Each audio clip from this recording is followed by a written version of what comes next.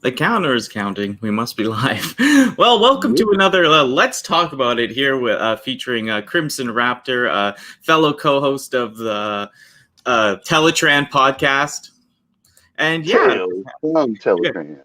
Tales of Teletraan Podcast. Sorry, the audio cut in from YouTube, but welcome, and thanks for joining me. And tell me a little bit about your channel and what you do. And I do absolutely nothing with my channel. No, I'm just kidding. So I do. Well, first, I really appreciate you having me on, Danny. No worries. This is really cool. This is like really reaching out to kind of that greater kind of Transformer YouTuber community and stuff that's very positive and very involved and interactive with one another. And I really like this.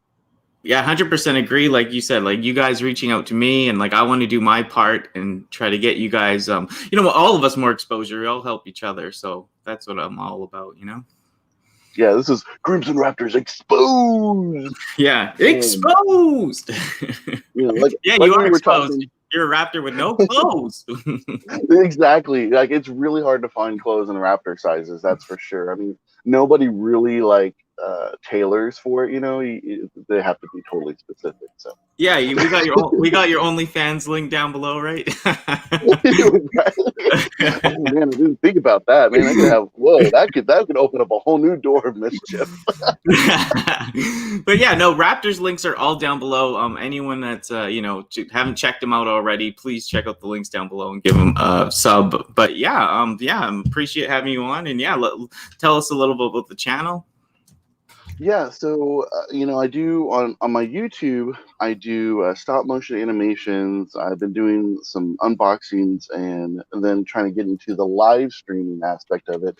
That is so much fun. It is so great to kind of just immediately interact with your audience there, and then it's. I think that the whole live streaming thing has really kind of changed that dynamic of hey, what'd you get? And then be able to unbox it right there. But that's what I do with the YouTube channel. I'm in a couple of stop motion tournaments as of right now with Swagwave Stop Motion and Vintage X Collectibles. I'm about 30 to 30% done with each one of them, or 30 to 35% done with each one of them. But definitely hitting the ground running. A lot of stuff you do that it's very creative things. Stop motion. Yes, it's a lot of pictures, but it's putting those pictures to make the story and add those sound effects and add that music if needed and those backgrounds and to add that atmosphere to whatever you're trying to do, whatever story you're trying to tell.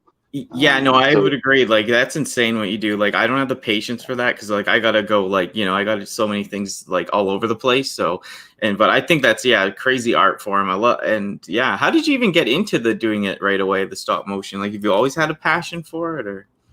So it's kind of interesting. I don't think anybody's asked that question. So I appreciate you asking that. Yay! I have that written down. I'm a champion. Okay. And I gotta say that welcome to everybody in the chat too, and it's that okay. So I used to play with So I was born in '84, so right when Transformers was hitting, I was just a little baby, and so then my brother, he was big into Transformers. And so then that kind of led me to kind of get involved, with that. And then I learned about Generation 2 because he would tell me about episodes that I'd never seen. And, the Turtle Craze, the Teenage Mutant Turtles and all that. Well, so then I got onto Generation 2 with Transformers. But then what happened is that as that died off, then I started discovering I had micro machines and stuff at the same time. And so, and military tanks and stuff like that. And I loved Godzilla. And so what really prompted it was that I would see that, there were all these figures and stuff that I had from Trend Masters in the mid 90s, and they had the push button electronic Godzilla roars and everything. And so I would use them to kind of make a set to input says he was still an egg. But I would use them to make a set, like a whole micro machine city, and then you'd have the military would come in to defend it against Godzilla. And over time, it just kind of got to where I really want to make my own Godzilla movie. And I was like, well, how could I do that? Like I can't make a rubber suit and run around with it, right? Like that's just not going to work. Because it just wouldn't, you'd have to build a massive, city and stuff like that. Now there were fireworks, right? That have the little tanks, that fire and stuff during like for us for Independence Day. And I was like, oh, those would be cool to use as special effects, but you can't really fire them at people because they hurt. Yeah. So that's super dangerous, right? Like, so it was kind of evolving and kind of figuring out stuff. And eventually I realized that, and I'm kind of going across different franchises here, but like, I remember that in Jurassic Park, before they did the computer generated animation, they used stop motion, and they were going to use that right up to almost filming.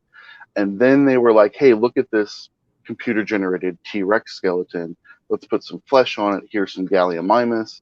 And then they went that full route. But before that, they were working with a couple of raptors in the kitchen and a T-Rex that was breaking out. And it was all stop motion animation. And I was like, that's the thing I can do, because computers weren't real big at the time. Like, I mean, they were kind of evolving. Like, I think sometime after 97, they got really, really big. But that was like the only medium I could use. So for a long time, I was like, I'm going to make a Godzilla movie, and I'm going to figure out, like, what do I want to see? What would others like to see? And I get involved in the community. I get involved with that. Then I get involved with, learning how Terminator was done and realizing that the first Terminator had stop motion in it. And I was like, well, how did I not know that all these years? And then realizing that, that's something that professionals do use on a big level.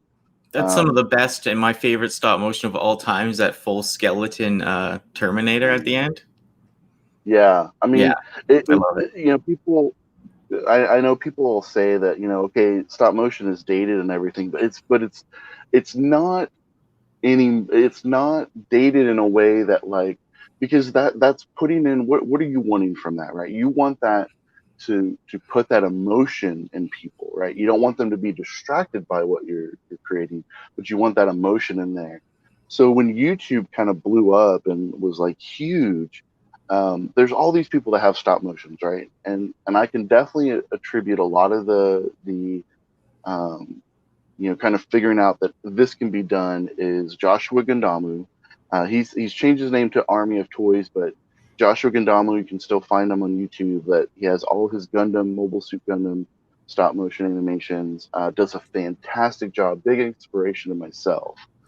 And then there's another one by Toy Color Wars with a Z at the end. So Toy Color Wars, but he's actually changed his name as well. Yeah.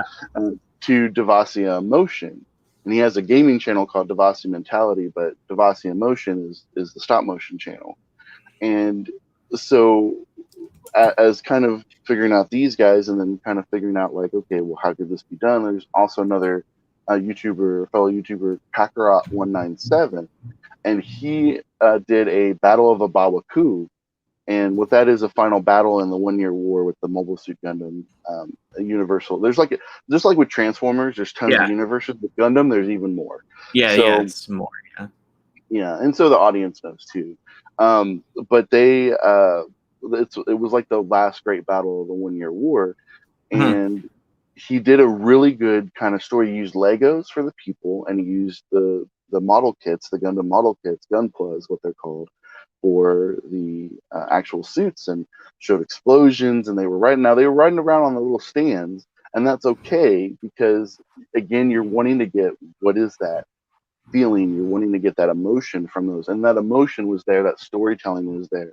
And eventually found others like Input in the Chat and All Hail Megatron 1K and Swagwave, and so many more people, and Ultra Marcus, who's also here in the chat, that were involved in a lot of the stop motion. And it's great to see that community has grown. Last year we had kind of at the latter part of the year, had kind of a downer with all the COPA stuff kind of affecting everybody differently, and people leaving the community, people going to other, platforms, some coming back now, but it almost felt like it wasn't the same, but also now it feels like it's even tighter, because now the people that have kind of stuck together are together and more involved with each other.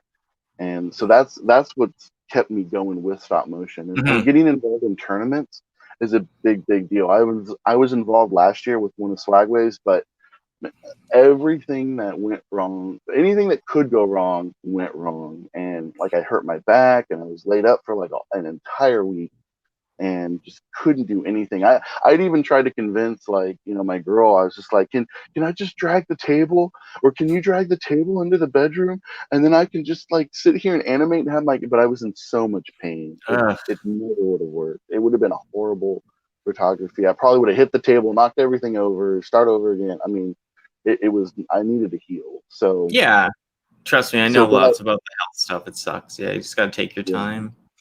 For sure, and it's one of those things where, like, something like that hadn't happened, and that hurting my back was like, that was a big blow.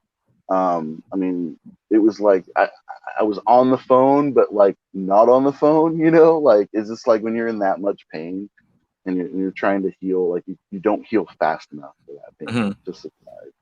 But yeah, like watching that Terminator stuff and all that, and YouTube. So like, did you really not do stop motion till you got onto like YouTube? Then it wasn't anything prior, Right.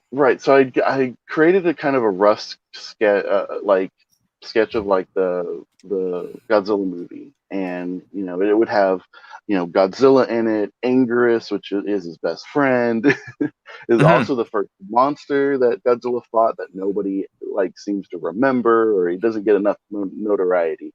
But Anguirus is really cool. Then there would be Rodan in it, and Mothra and King Ghidorah, or King Ghidorah, or Ghidra, as we know sometimes. But it's kind of like a whole, like, it definitely is something that would take a large amount of time to film and get to make it look the way I want it to. I'm a perfectionist, and that sucks, right? Yeah. but I have to realize it'll never be totally perfect. But that is one of the things where, like, I had that, and then I was like, okay. So as I'm kind of learning and watching other people and stuff on YouTube and getting more and more information, but I got nervous. I was like, if I put something out on the internet, it's out there forever. Oh, trust me, I know the feeling. And people I knew in real life didn't do that sort of thing. Like, they were like, yeah, they're Facebook this, Facebook that, but it's just like not putting yourself out there, not putting, content you've created, right? Like, it's more like they share and repost and all that, or they post this or that comment, but not really creating the content, right? So really having no content creators to interact is the thing in real life. But I joined YouTube in 2008, so it's been I've been on YouTube a long time. Yeah. And I've seen a lot of people come and go, and I've seen where people have failed. I've seen where people have succeeded, what they did, and sometimes you see where they succeed and then they fail again. Yeah. Oh, yeah. It happens. Fluctuate, especially with algorithms and policy changes on YouTube. It's tough. An algorithm that no one understands. That I don't even think YouTube can explain it properly, because if we would all understand it if they could explain it, right? Heck yeah. That's awesome. We can just assume it's Skynet, right? Like, yeah, no, it's the Skynet happening. Yeah, it's learning from us. That's why it's so jacked up. It's learning from all of us. Yeah. What about like Transformers? Like you said, you're like are born right when it came out.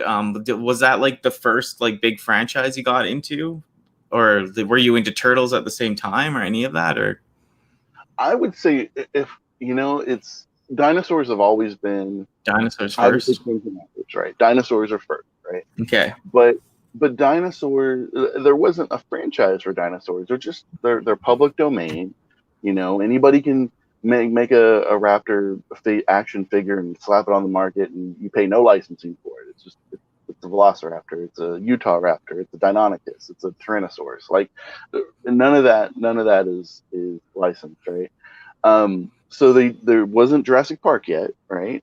And so it was just kind of like that evolved into Godzilla, and Godzilla I would have to assume is the first franchise I really kind of got into, and it's always been there. I mean, Godzilla's always been there. Like, sometimes he dies, sometimes he comes back, right? but it's always been there. And I think Godzilla is something that will always be around. I mean, you got your Star Wars, you got your Transformers, you got your Power Rangers. I mean, Godzilla's going to be there. Godzilla's that thing like Transformers that you can just like you can just do, oh, this is a new timeline, right? Make it fresh out of nowhere, right? Like a new, you know, it's like it's not like you have to always follow the same continuity. You can just flip something new, and if it works, it works, you know. And I think it has to do with like the primal, you know, ness of Godzilla. Like this is the wanton destruction. Totally. You know, his message changes every movie. You know, sometimes it's about nuclear weapons, sometimes it's about radiation, sometimes it's about, you know, destroying the environment. Sometimes it's about trusting in your friends, which is a really weird moral story for Godzilla, but you know, it works. So, but he changes for the times, and sometimes the messages repeat. Mm-hmm. But I think Godzilla is that dynamic. I mean, you don't see. I use this example, like, you know, Mickey Mouse has been around for forever, right? But Mickey Mouse hasn't changed for the times, like, and that's the whole thing with copyright and you know, copyright laws and trademarks and stuff here in the U.S. is because of Disney, because of Mickey Mouse, right? So Godzilla is a creature that can change for the times. Designs change drastically and radically. There are some things that are hallmarks of him. You know, well, got to have a long tail, got to have dorsal spikes, you know, got to have kind of, you know, legs and feet. You know, he can't be like a whale. He can't be a dolphin. Right? He can battle a dolphin, but he can't be a dolphin. Evil dolphin versus Godzilla would be great. Yeah, cyber dolphin versus cyber dolphin. I'm waiting for that one. But. How did you? So yeah, you did dinosaurs always first, but then how did you get into Transformers? And when did that peak? Was it the Dinobots or Trypticon? Or? Yeah, so the Dinobots are definitely a good entry card in there, and I guess I kind of teased or spoiled that question. But my brother was you know, he was 9 years older than I, and he was big into Transformers. He didn't get into like the He-Man and the Thundercats. Like I remember him probably watching those, but not like getting involved in that. Transformers was really what appealed to him, and so that appealed to me because I was like, hey, I want to be like my brother, you know, like. And so he would tell me. I remember when I got my Generation 2 Optimus Prime, and like he was explaining the story to me of what happened when Spike and Wheeljack went into the caverns in the first episode, or the first episode, no, second episode, and still how it blows up. And so he's explaining to me, you know, he's using my Generation 2 Optimus Prime because it was the only Prime we had, and he was rolling the trailer around, right, without Roller because Roller was in the mine shaft. And so he's explaining to me what happened, and then the other Autobots get around, and it was just like that's really cool that he was that brave to take that kind of punishment, you know. And so then you go and you watch the show, and you're just like, he's like, you know, Ironhide's gonna go up there and it's like, I'm gonna go get him, you know. Prime's like, no, it's like, I'll get him, you know. Ironhide would be like, if I'm not back in 5 minutes, come get me. And I'm like, what? I'm like, that's awesome, Optimus. Totally. So, and then he's gone for more than 5 minutes. No, I'm just kidding.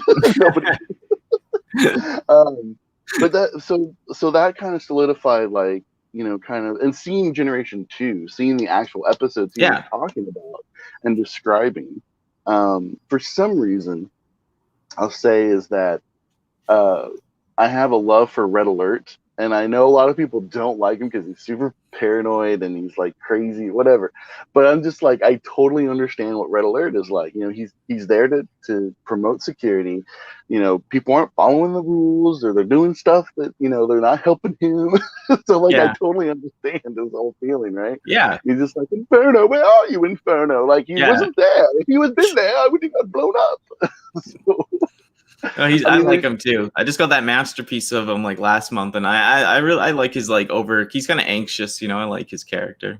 Yeah, and he's just he's a normal Well, I like in the sense of like he's got such personality, and for some reason I think that Auto Berserk episode that he was Mhm. in kept replaying over and over in Generation 2, because I mean, it could have made a big impression on me the first viewing, but I feel like I saw it multiple times. Totally. But yeah, so that's kind of solidified that. Now I did get Nice. Transformers when I was younger because of my brother. So like I had the Superion gift set. I had it was the only combiner we had that was complete. We didn't have any Constructicons. We had one Stunticon, was Breakdown, the Lamborghini. And for some reason we had, I think it was Dead Ends weapons, but we didn't have Breakdown's weapons. So I don't know if like there was some trading going on, or there was a dead end and it just got lost or something. I don't know. But for some reason we had weapons for figures that I don't remember we had. Like, for example, we had the Galvatron gun that came with him, but we never had Galvatron. If my brother had Galvatron, he totally would have been playing with that because it had light, sound, and action. But he had Jetfire, we had Soundwave, and he liked taking things apart, putting them back together, and it was fun watching him. And then, of course, I had Ultra Magnus, and it was just like, that was my Autobot leader. Like, Ultra Magnus, and even the original toy was amazing. That's why I love the Siege one so much, because I'm like, that is my Ultra Magnus in the robot mode, right? I understand the alt mode, why it's got to be that way for, homage's sake. They could have done it the way the G1 did. Would it have been as well shaped and proportioned? It'd be different, but that leader class Magnus from Combiner Wars or something. Yeah. I saw it in the store once. I picked it up. It was a monkey armed Magnus. It was not my Ultra Magnus, but I have the Masterpiece. Yeah, Masterpiece is dope. And I get it, butt flap Magnus as a Masterpiece. I totally understand he's got a butt flap, but it's funny because it was there in the show, just not for some moments in the movie, right? It was there in the show. You just for sure you didn't see Ultra Magnus from the back from sometimes, So only on his OnlyFans. But Ultra Marcus asked, why are you holding back the Red Alert voice in the stop motion? Why are you holding back? Well, it's like, so there is an episode where I want to have Red Alert in it, and he will be there. I really kind of wanted to fine tune it, so because he does a different kind of voice from time to time. He's just like, if what was it? Something like, Optimus wants my job. Just like, or what was the other thing? It was something else. He was laying on the table and did a totally different voice. It was in the vein of it, but it was like a lower pitch, slightly British. And so it's like slightly British, right? Yeah. Yeah, like Skids, Skids, the little minivan or whatnot. Like he would say, his only claim to fame is the two lines. There's one where it's like, yeah, we're gonna punt him down the 10-yard line or something like that. And it was like all country, kind of not quite, but like, like who is that? But then Skids later on, he's like, robotic insecticide. So his leading. The voice of that Red Alert was leaning toward that robotic insecticide. Like it didn't quite match Red Alert, but definitely Red Alert is one of my favorite. I don't want to mess it up, Ultra Marcus. That's why, right? Yeah, I know. Hold him back. You're perfecting it. You're a perfection artist. You're in the booth. You're just practicing. I get it. And so are you Autobots or Decepticons? Are you more Autobot fan then? I would say I'm more an Auto. If I had to pick a side, I'm definitely no Siege Bumblebee where I'm waffling on the fence. Like, I'm definitely an Autobot. But if I were to be Shockwave, like take his position, then I would be Shockwave on the Decepticon. Yeah. So because then I get all the funding. Megatron gives me all the energon I need. Totally. I'm left to my own devices. I can defend everything except against liquid nitrogen and glue, from Ironhide. Heck yeah. I'm a little wishy-washy on like favorites, but like, do you have like, what are some of the Autobots you like more and some of the Decepticons like top few or whatever? I love the Optimus Prime and Megatron dynamic, and so with not including them, Yeah. then I love Ultra Magnus and Okay. Shockwave, and the reason why is I see them both very similarly, and it was cool in the Dreamwave comics they actually kind of almost teamed up more or less to stop the Totally. war with Optimus and Megatron. And that was like, okay, that almost solidified like my whole, like, that's why I like them both. Now Shockwave had his own agenda and Ultra Magnus didn't know it, and that's fine, but they both, Ultra Magnus is the soldier, right? He's going to defend you. I mean, keep in mind, I didn't get to see the Transformers movie until probably like 95, 96. I mean, way long, like a whole decade after. I mean, there was no VHS you could rent in a Blockbuster of the movie. It wasn't in my era. No. There was a Family Home Entertainment. I could get the SOS Dinobots, Fire in the Sky, Heavy Metal War, like all the season 1 episodes, except for the first 3 episodes. But I could get all of those, but I couldn't get the movie. And so one of my friends had a movie, and he had the Family Home Entertainment. That's the one with the censored word in it. And I had the other one. yeah, so I got to see it, and I was like, it blew my mind. And now I had Ultra Magnus, but I'd never seen him.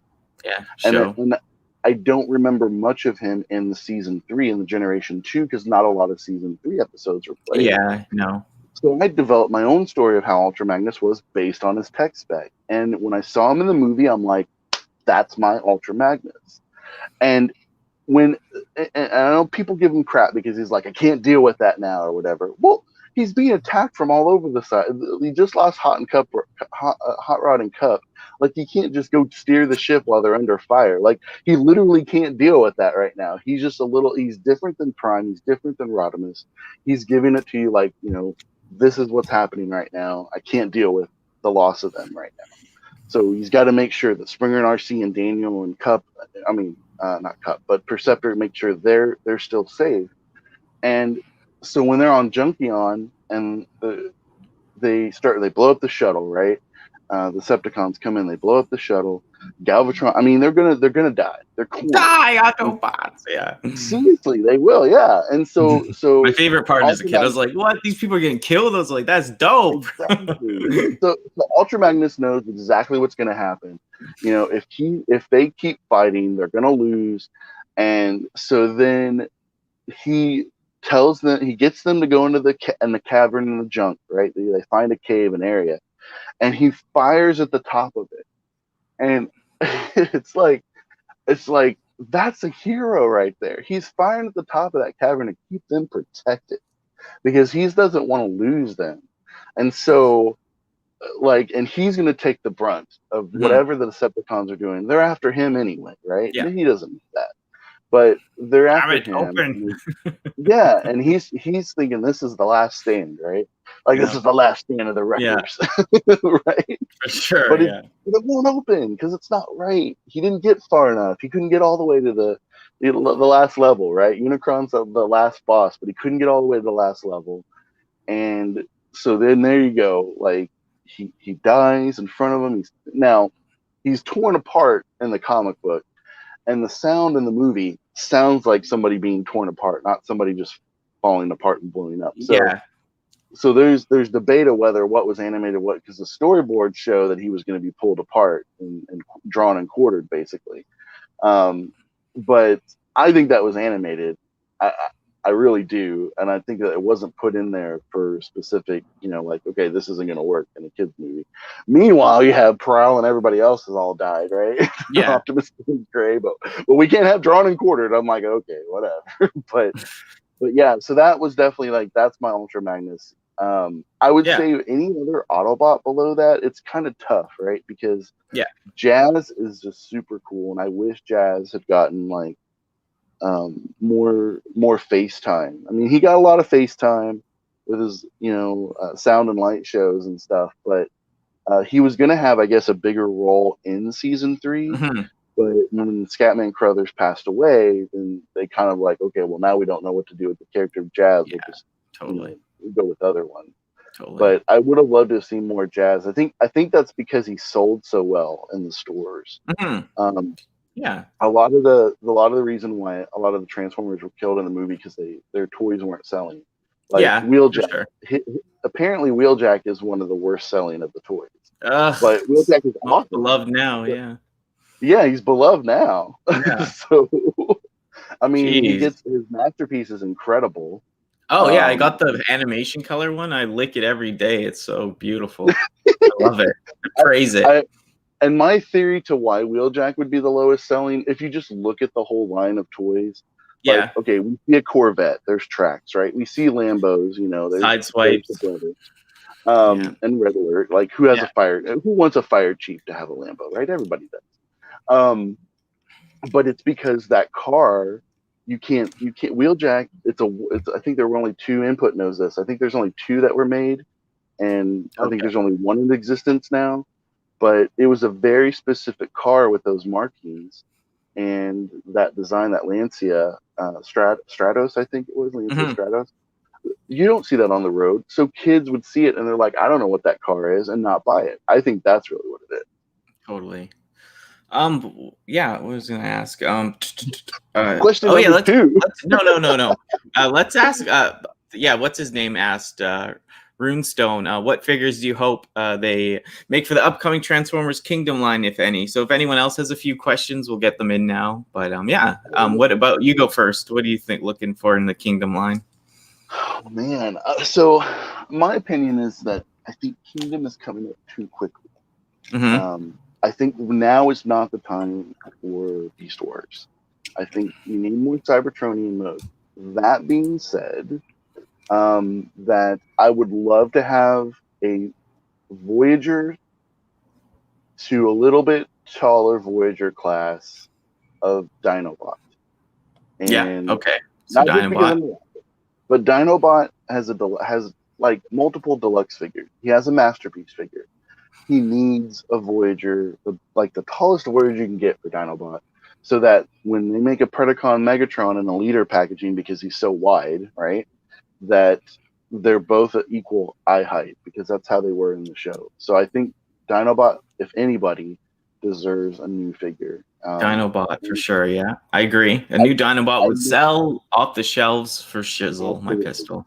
Absolutely. And then I know they've made Rat Trap before, but yeah, they have. We really need a better one that doesn't have rubber joints. Yeah, that one I don't really like. That 30th anniversary. I prefer the original.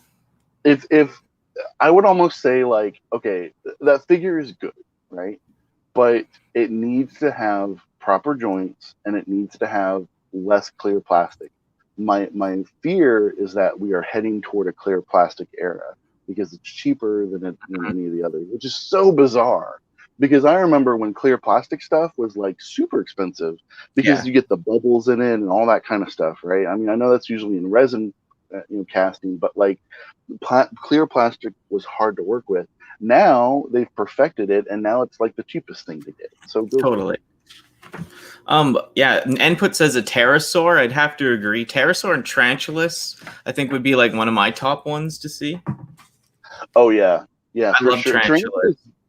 Tarantulas hasn't seen like love since like what, a BotCon? Yeah. It's been a while. I think a BotCon figure, and that's it. And that was like a retool of Combiner Wars Rook, if I remember correctly. Yeah, I think. But yeah, those. Black, of course. Yeah, I think they even showed. Isn't she in the picture on the thing or no? Someone was saying I don't think I've seen the picture of the figure, but I think they've seen the listing. Black Raccoon isn't it? Okay, listing. Yeah, okay, that makes sense. Yeah, Input said BotCon 2015. So. Yeah. So that was a long time ago. Like, and that wasn't a well received figure when it came out either. No. Okay. Yeah. So people were like, "What?" Like. I'd have to agree in the sense what you said about it coming too early. That line, because I don't know if I'm ready. Like it's we were so heavy G1. There's still things they could do, but I'm pretty sure they'll still pop in the odd G1 figure with it because just to keep it going. Yeah, for sure. It depends. Like, they might have some odd stuff still in there, like Generation Selects or like other figures. But it just, yeah, to go right into B stores like that seems a little intense. But I mean, maybe my bias is showing that I would love to have something Generation 2 to hold us yeah, over. But sure, yeah, Generation 2 for Hasbro is pretty much considered a failure for them, right? yeah, because it was Um, not big in Japan at all, right? right. And so it was definitely not. I mean, they had the European stuff, right? That was going on at the time, and I'm surprised we don't see more of that because Turbo Masters are awesome. Mhm. Um, I know you picked up one recently, so Oh, um, they're some of my favorite. Are you kidding me? Like, I'll yeah. spend every dollar I have on them. When we got Machine Wars here for KB Toys, like, Gotcha. okay, full disclosure, like, I'm not saying that like I'm sad about Kingdom. I just don't think it's the right time. Yeah. Okay. Because when Beast Wars came out, when I first saw it, I came in at the episode kind of halfway in season 1, A Better Mousetrap. I Yeah. was like, who in the world, who the hell are all these people? Yeah. Like Tigerson and Rat Trap, like Black Arachnia and Pterosaur and Walkmater. I'm like, there's like none of these people, like, this is dumb. Hmm. Like, I mean, the animation was great and I can appreciate it there, but I was just like, who are these people? Like, this isn't Transformers. Where's Optimus Yeah. Prime? Where's the truck? So I would say, like, and not knowing about, the message boards and stuff at the time, Yeah. like, that I was very much, truck not monkey, right? But as then the episode comes up with Possession and has Starscream's ghost in it, and I'm like, oh, Starscream. So they're connected. Like, this is in the future, because I know about Starscream's ghost from Generation 2 from watching it, because they would show that episode all the time, and I remember he'd take over Triptychon and he was helping Unicron, and like, this is what happened to him after Galvatron shot him into space. Like, now his ghost shows up, right? And so it's just like, then it started clicking with me, and I started realizing. Then I started getting involved with the characters and Optimus Primal sacrificing himself for the greater good, for everybody, for the planet. And then kind of getting into season 2, it got really good, and there were so many more references with Hmm. Generation 1. And then they get the arc. I'm like, what? So, like, I was all in, right, when they went transmetal, and then they found the arc, and it was just like, okay, this is cool. But what's funny is, like, now, because when it first came out, I had Pterosaur and Rat Trap. I conned Okay. that from my mom because she told me I could only have one. They were like $5.99 each, right? And I was like, well, but if I get one, then I won't have another one to battle. Like, they'll just have nobody to fight. And I tried and tried, and then eventually she's like, oh, well, I'll just get both of them. Yeah. That was the thing But that that didn't work on my dad, right? Because, no. like, my dad was just like, okay, you can get one, but he would let me get the $10 one, like the deluxes, Nice. right? And so I wanted to get Dinobot and Cheetor, but he was just like, nope, you can only get one. I was like, but they got to have somebody to fight. Like, what about Tarantulas? And he's like, nope, you can only get one. I'm like, I can't make a decision. And I think I had like Tarantulas and Walkminator and Cheetor and Dinobot. I was looking at which one to get. And I ended up getting Cheetor with the green eyes. And Yeah. then I ended up getting Dinobot eventually. And then I missed out on Tarantulas and Walkminator because they never showed up, right? Or they didn't show up anymore. Everybody else bought Yeah. them, because that's when it was getting really popular. So, Hmm. um, Yeah. Yeah, that's intense. Yeah, my thing was always like, it's so stupid to think about now, but like my family, they didn't have a lot of money during like G1 or G2 as much. But then when Beast Wars is out, my family's business like took off. So they were like taking me, like I said, they didn't want to deal with some of my issues. So it was like, oh, go, buy like 5 figures at once or whatever, right? And it was just like, and I was like stoked, but not, because I was holding the Beast Wars, and I was like, I wish I like had this in the with toys I what absolutely liked, instead of Beast Wars. But I grown to like it more over time myself. Well, so here's kind of the dynamic is, like, I didn't like the Beast Farms, right? Right? But Yeah. then I liked the Transmetal. I was like, finally, they're getting to be robots again. Like, you could tell they were robots. They didn't have fur or skin or stuff, right? And then they had vehicle modes, and I was like, that's awesome. They're going to be vehicles. And I thought when they found the Ark, I was like, oh, they found the Ark. Like, they're going to start making like Cybertronian vehicles and things like that.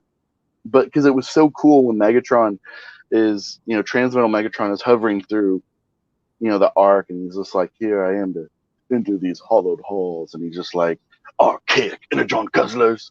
And I'm just like, I never thought of it like, because they had micronized, right? They went micromaster in the future, in their timeline. So they were like, of course they would look at Optimus Prime and everybody else as energon guzzlers of the past, right?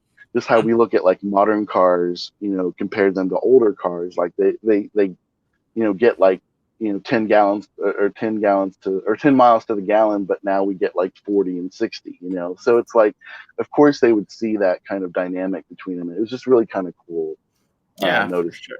But what were your first Beast Wars figures that you got? I Do you remember I'm just trying to think. The very first one, probably it was one of the. Oh no, very first one ever, because that's the only one they had, was the crocodile Megatron and the bat. Optimus. Yeah, my mom got it for me, and then yeah, and like I said, it just over those were the years where, like, I remember my mom, like, I was saying stuff about something odd about how I was feeling or this and that, and my family's like, you know what? You better shut up, because we're going to Toys R Us to buy you $200 worth of figures right now. My mom, like, she said, you got to meet your grandma that, like, of your dad you've never met before. And I'm like, okay, that's weird. And she's like, but guess what?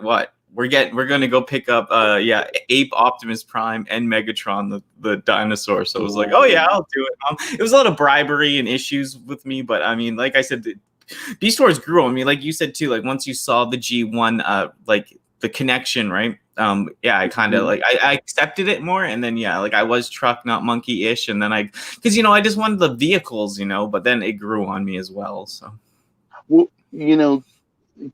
my deal is like, keep in mind that, like, I've loved so many franchises from the beginning, right?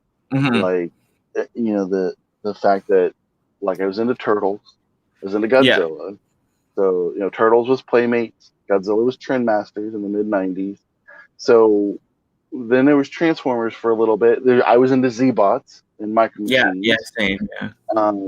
And funny story about Z-Bots is that I thought there was a show for it, and there wasn't, because I got it confused with another show called ZZ-Bots, which was not related to what I was collecting. Not really, yeah. So, but I would tell my dad, I was like, hey, Dad, ZZ-Bots is on. We got to watch it. And be like, oh, and he's just like, why? Because it's like these things you got me, like these little figures, like they belong to them. And I'm like, why aren't these figures in the show? I'm so confused, because I never saw the actual action figures for ZZ-Bots.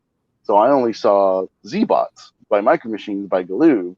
And so I thought they were the same thing. It's definitely a mess up and marketing all across the board for everybody. Totally. So I had all these other things, but they were happening, months and years apart, right? Like Jurassic Park came out in '93. And so that was kind of around the time that there weren't too many Transformer things that were high dollar. So one Christmas, I got everything Jurassic Park. Like I got the Jungle Explorer, the Bush Devil Tracker, so the Jeep, the Explorer that they're in. I got the Command Compound, but I never got the big red Rex, right? I had to get that later on my own. Mm-hmm. But I did get the young junior T-Rex, and that was my T-Rex when I used it. But I had a couple of Raptors, and my grandpa, he's passed away now. But my grandpa, actually both my grandpas passed away now.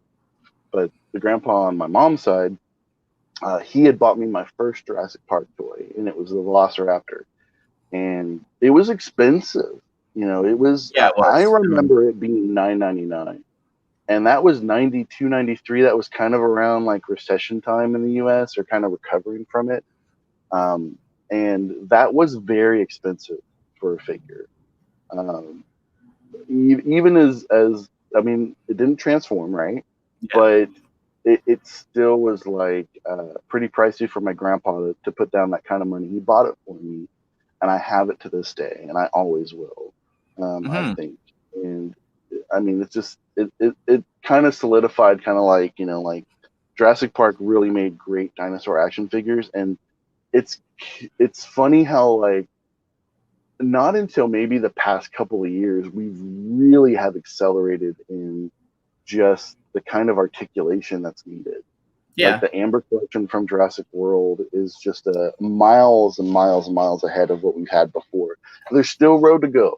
So there's still definitely road we can that's untraveled for articulation just for Yeah. Raptors alone. But you know, I'm hoping that one day we'll get like a giant, like 2 foot long Tyrannosaurus Rex that's fully articulated, and that we could stop motion and be actual size to like, you know, like models of the Explorers or something like that, or even the original toys. So yeah, that'd be it's cool. got to happen, right? Totally. But I wish we got a Machine Wars show. You know, because I know Input was mentioning we need a new Machine Wars. I wish we got a Machine Wars show, because your Turbo Masters have that clear pink and everything. Yeah, that's what was supposed to be in some of the clear stuff with the Machine Wars figures. Oh, okay. And it just got colored in with gray plastic instead of clear plastic. If they had just done clear plastic, then customizers of the future could have just easily just painted over that and made their colors. But they made it gray plastic, and it just took away so much from those Machine Wars figures. Stuff that you bought that you're saying, you bought 3 Unicrons. Why did you buy 3? Well, I didn't say that today. Somebody must have mentioned that in the chat. But yeah, so I did fund 3 of the HasLab Unicrons, and the big deal with, well, one, I definitely wanted to get one for sure. Yeah. Right. Piece of Transformer history. Right. However, my fear was that, what if I get it? And because I watched the stuff with the sale, and I'm not a big Star Wars fan, but a lot of the people who are Transformers and dinosaur fans happen to also be Star Wars fans, and so I'll see stuff they post on their channel, and they're talking about the Jabba sail barge and everything that was funded, and some of them arrived. It's very few, right? Some of them arrived broken. Some of them had missing pieces. Some of them had torn fabric on the little tarp that's above. And so they were getting replacement pieces, and they were having to kind of like, it was taking them a long time to get those, because Hasbro's trying to get the actual barges out to people. Now they're having problems with the quality, you know, inspection of it, you know, and so they were concerned. I mean, honestly, it was, at the end of the day, it was very few, but but it was the very few that were like, you know, hey, we need these replacement parts, and so they're kind of stuck between that. They have a limited amount of time to get them. So I didn't want to get Unicron and then have broken pieces, or not realize pieces were broken until later, right? So like, if there's not so much stress marks, but so much of like, oh, cool, this is awesome, it's in planet mode, going to go back to robot mode, and then not realize this or that doesn't work, or this or that is bad, with a pin backwards, something like that, right? So I was just like, okay, well, I'll get a second one.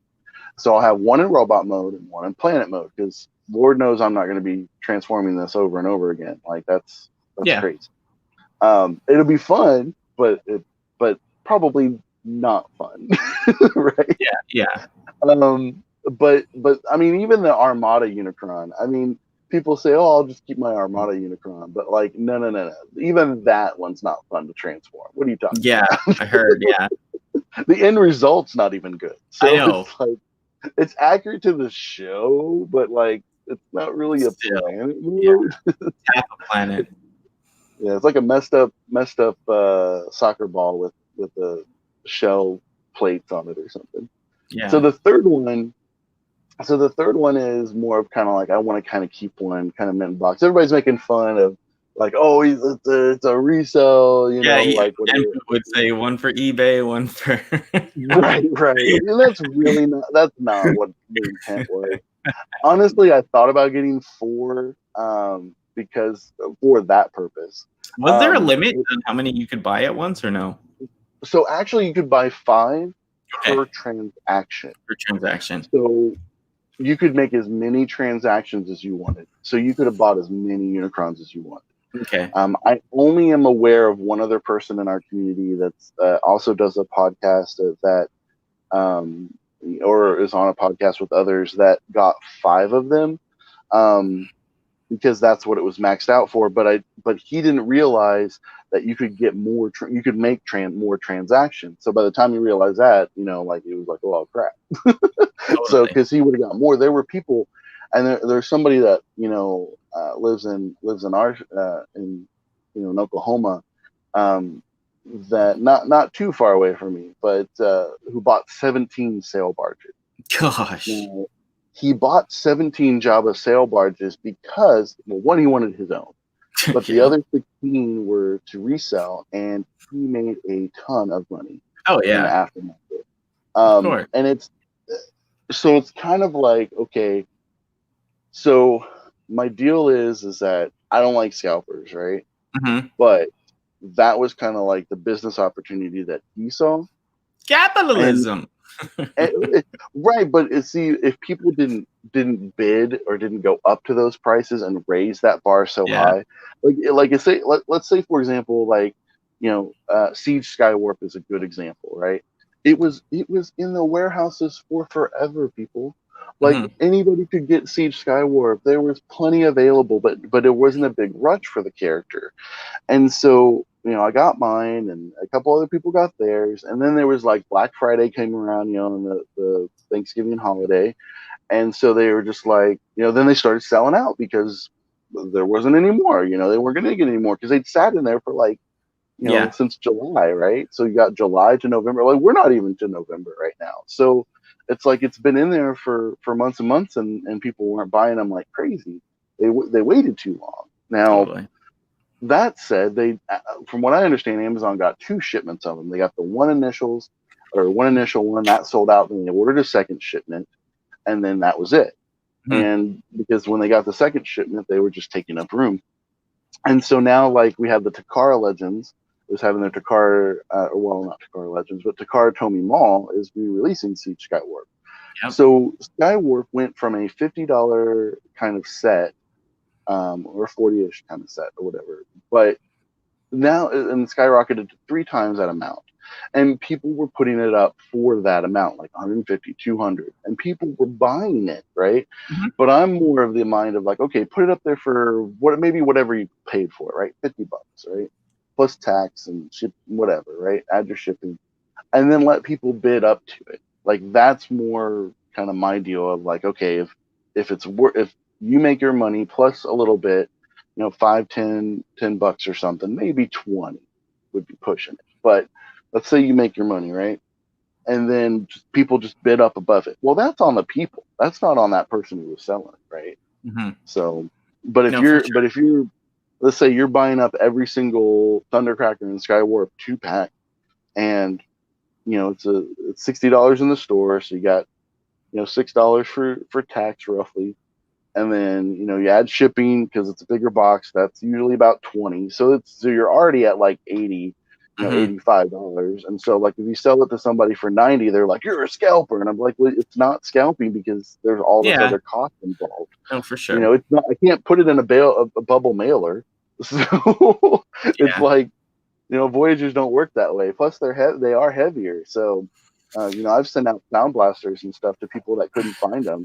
Yeah, same And with the Skyward packs. I found 3 of them. I took one. I sold one to my friend at cost, and then I think I sold another one to someone at cost. So yeah, I'm and looking so for it's it. just like it's just kind of helping, collectors helping other collectors in the way. Yeah. But like, you don't want to do it to where like every time you're helping somebody, you're at a loss, right? But you No, don't of want to do course it to not. where you're like, oh yeah, I'm counting the money. I'm counting all these ones I got. Ballin'. So, yeah, just like, oh, now I can go buy some sticks of gum.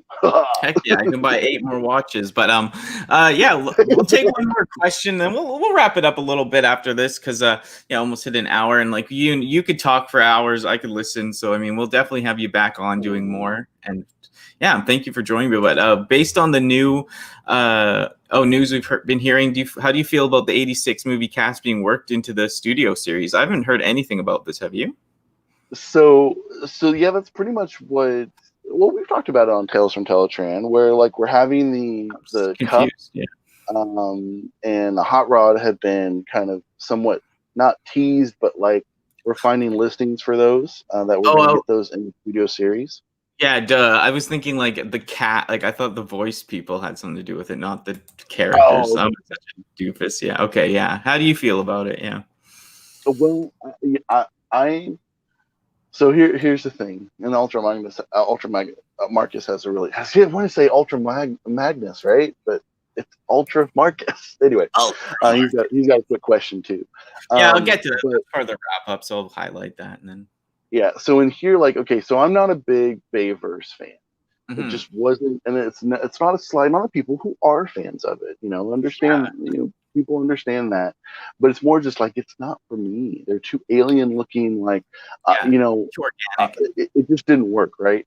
So at this point, the Bayverse is just not selling the way it wanted. They're trying to finish out this Devastator, and then they're pretty much done.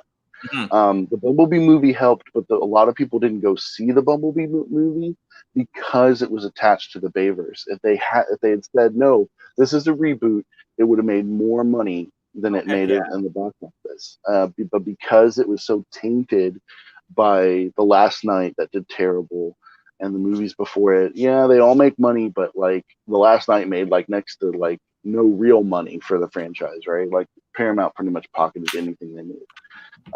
So it didn't help Hasbro, and the toys went clearance.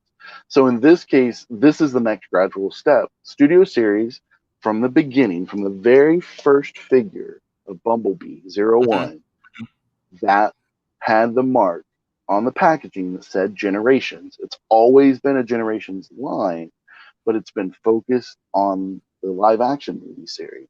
So now it's shifting over to, okay, Studio Series not only has it encompassed Generations, but it's encompassed anything that was a movie that was shown in theaters, which would be the 86 movie. Yeah, that's the next gradual step. That's what people feel nostalgia for. Yeah.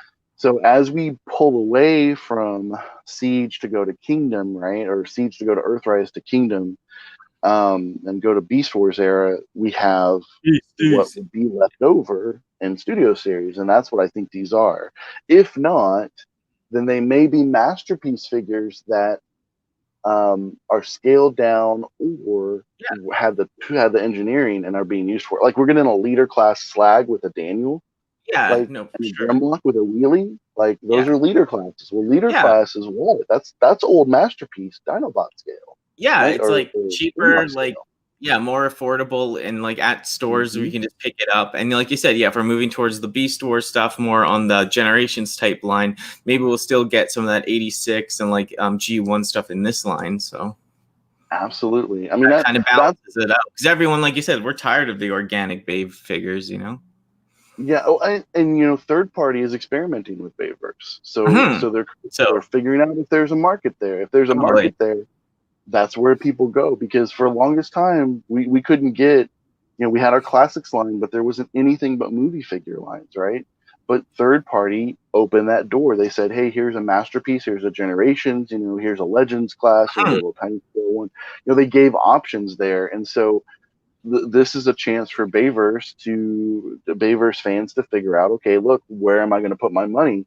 It's obviously not going to be in Hasbro, because the Bayverse era is ending. It's over. It's done. And it's they complain about Generation 1 being around, but my God, it hasn't been around for 17 years. I mean, really, the first time we got it was with Masterpiece Optimus Prime, the first one, and then ignored for forever until Siege. We actually got the figures we wanted. Combiner Wars and Titans Return and Power of the Primes, those were not the figures. Those were the characters we wanted, but not in the quality of figure that we wanted. And Siege was the one that started that.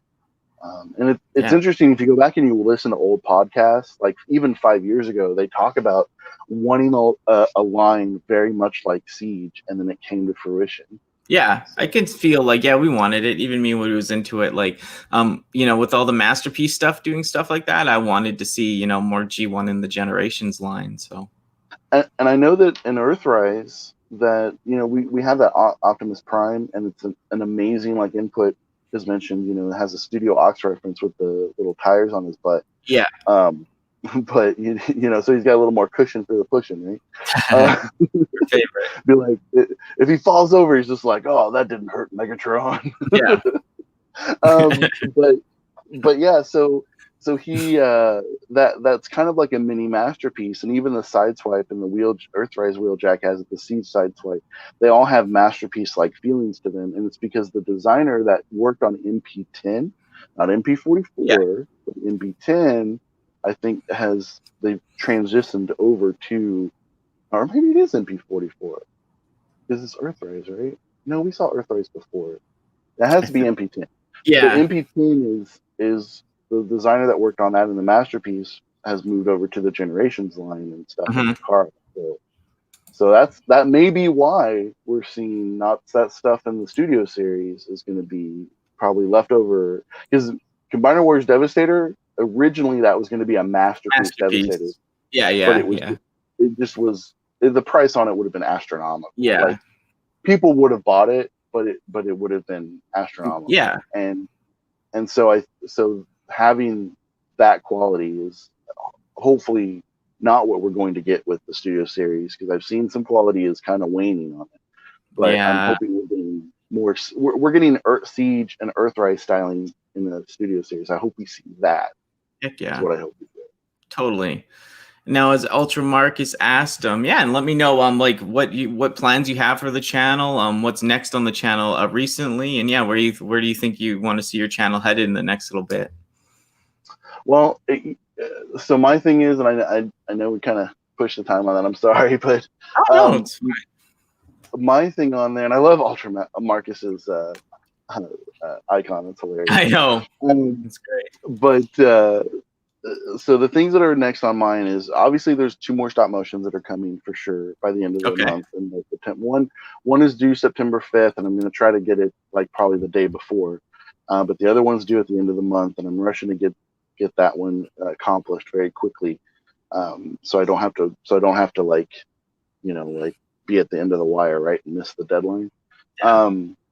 But so those are coming. I'm actually going to do a couple more unboxings here recently, probably on the weekend or something. But Sunday seems to be a good day to kind of do unboxings like that. You get a pretty good audience too. By input, yeah, for sure. So and it doesn't interfere with like anybody else's things that they do on Saturday, like their live streams or our podcast. But it's also like I also have some reviews that are coming up. I've actually have done reviews before, but they weren't published. Okay. So I still have those old reviews, but they're like Walking Dead related, and there's some unpackaging of the the Siege Transformers collectible trading card game. And it's funny because like now that game is ended, I was like, well, those videos are completely useless now. Yeah. But almost like it's kind of interesting to look at them again and be like, I had no idea what I was doing, right? Like with the characters in the game. And I open up a pack and it's like a super rare card at the time. I know someone was like, you got the rarest Bumblebee, like send it to me. I'm like, what? Yeah, like so like I went locally to a place that this is before Cordona. So a year BC, I think it was. And I had the rare Starscream in the card. Everybody wanted to buy it from me. Like, I'll give you $60. I'll give you $40. I'll give you $70 for it. And I'd be like, what? Why?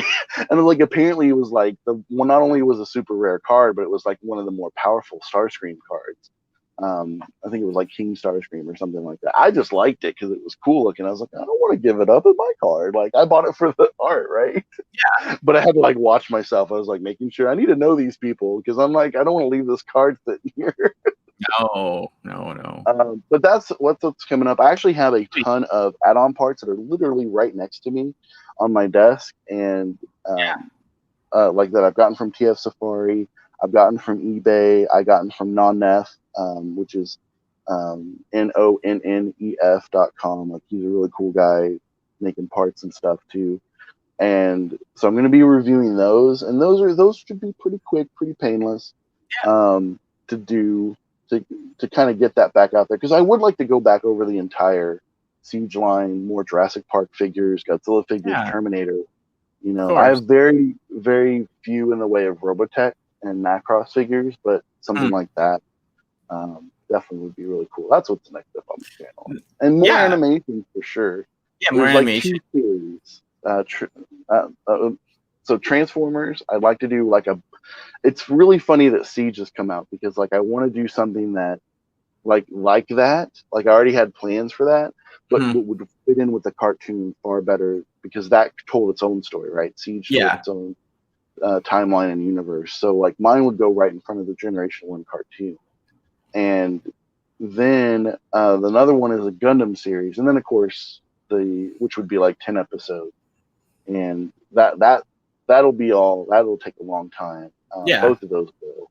The problem with Transformers is you got to make a lot of backgrounds, right? Yeah. And then that's the thing. Have those Cybertronian looks and stuff. So that's what's taking time on a lot of stuff. But the Gundam stuff is like you got to get really good with characters and the little 3 3/4-inch G.I. Joe figures as the pilots. So that takes time there. But those are the two main things, and then some dinosaur animations from time to time, reviews. That's pretty much it. It's definitely going to go full blown. I mean, I have plenty of time this year. Yeah. I wish I had done more earlier in the year, but things were so uncertain, you know. I know. We all wish we did. It killed my Steam too with that whole Copa and everything, you know. So. And everything else that happened. But yeah, that's awesome, man. I really appreciate you being on here. I mean, definitely check out Raptors links. They're all down below. And yeah, the podcast, Tales from Teletraan podcast will be tomorrow at, 1 p.m. 12 Pacific time, right? And what time Central too? So it's 2 p.m. Central Standard Time. Yeah. I'll see you on the US.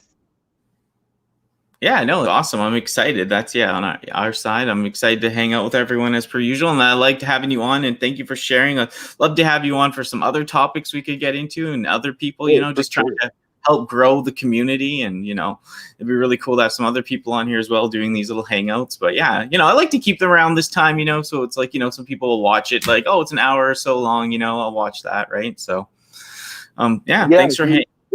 If you ever have like a spare 4 hours or 6 hours, like.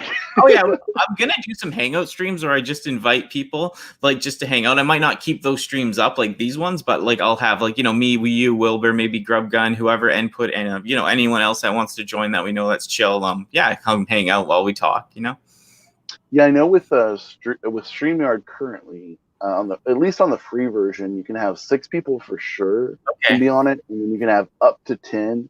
Like, so you could have 4 people in the background and just rotate them, but that seems like that would get confusing. Yeah. And like I said, 6 is enough, Like I said, I could do those once a month or every other week or something. So lots of stuff like that I've got planned in the bag. It's just, trying to get the health stuff up a bit and, all that. Oh, yeah. But yeah. And if you need any help with that, don't hesitate to reach out to me, or, I'm sure input will help out too. And I appreciate you guys, man. It's awesome. Like you're talking about this community all coming together. It's really cool. Yeah, it is really cool. And for anybody who still watched this all the way through, your secret word is egg. Egg. Dinosaur egg. But yeah, thank you so much. And please, if you're watching this live or watching this later, please go check out Crimson Raptors channels. Links all down below. And yeah, thanks for joining me, Mr. Raptor. Thank you so much for having me, Danny. I really appreciate it. Yeah, it was fun. All right, thanks for everyone joining us in the chat, and take care, be safe, and all that good stuff. Bye. Do, do, do, do, do, do.